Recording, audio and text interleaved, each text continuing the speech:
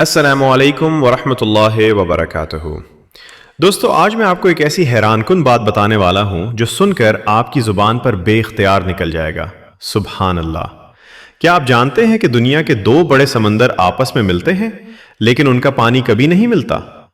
और ये हैरानकुन राज जो साइंसदानों ने 1962 में दरियाफ्त किया, वो कुरान पाक में पहले से मौजूद था, पूरे 1400 साल से।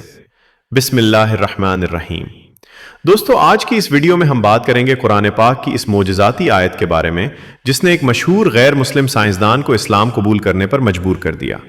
ये कोई कहानी नहीं, ये साबित शुदा साइंसी हकीकत है। तो चलिए शुरू करते हैं। पहली बात, कुरान क्या कहता है? दोस्तों, कुरान पाक में सूरत अल फुरकान आयत नंबर 53 में अल्लाह ताला फरमाता है, वहुवल्लज़ी मरजल बहरैन हादा अज़बुन फुरात व हादा मिल्हुन उजाज वजाल बैनहुमा बरज़खन व हिजरन महजूरा। यानी, और वही है जिसने दो समंदर मिलाए, एक मीठा और शीरी और दूसरा खारी और कड़वा, और उन दोनों के दरमियान एक पर्दा और मजबूत आड़ बना दी। दोस्तों, जरा गौर करें, अल्लाह ताला ने फरमाया कि दो समंदरों के दरमियान एक पर्दा है जो उन्हें मिलने से रोकता है। यह आयत 1400 साल पुरानी है, जब कोई साइंस नहीं थी, कोई लेबोरेटरी नहीं थी। दूसरी बात, साइंस ने क्या दरियाफ्त किया? दोस्तों, 1962 में फ्रांस के मशहूर समंदरी साइंसदान जाक कोस्टो अपनी आबदोज में जबल तारिक के करीब पहुंचे, जहां बहरे ओकेयानूस और बहरे रूम आपस में मिलते हैं। उन्होंने अपनी आंखों से देखा कि दोनों समंदरों का पानी आपस में मिल नहीं रहा, बल्कि दरमियान में एक पर्दा सा मौजूद है।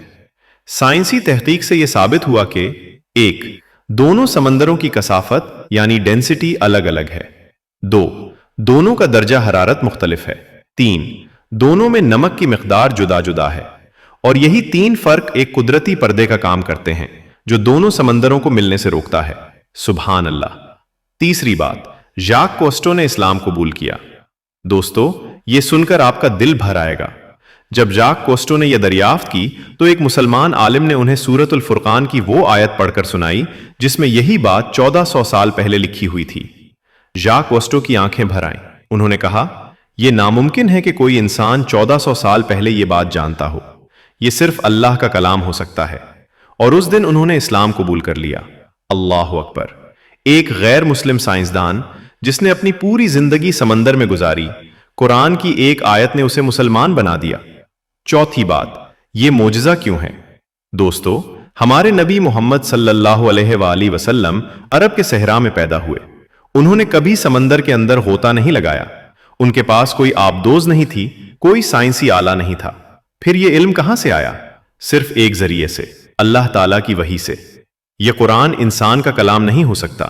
यह अल्लाह रब्बुल इज्जत का कलाम है जो हर चीज को जानता है, हर राज का मालिक है। दोस्तों, हम कितने खुशनसीब हैं कि हम पहले से मुसलमान हैं। जाक कोस्टो ने पूरी जिंदगी लगाई और फिर इस्लाम मिला। हमें तो पैदाइश से ही यह नेमत मिली हुई है। लेकिन सवाल यह है, क्या हम इस कुरान को पढ़ते हैं? क्या हम इसे समझते हैं? अल्लाह ताला से दुआ है कि वो हमें कुरान पाक पढ़ने, समझने और उस पर अमल करने की तौफीक अता फरमाए। आमीन या रब्बल आलमीन। दोस्तों, अगर ये वीडियो आपके दिल को छू गई तो सिर्फ एक काम करें, उसे अभी अपने किसी एक दोस्त को भेजें, शायद उसका ईमान और मजबूत हो जाए। और दीन और दुनिया 788 को सब्सक्राइब करें, बेल आइकन जरूर दबाएं ताकि अगली वीडियो आप तक सबसे पहले पहुंचे।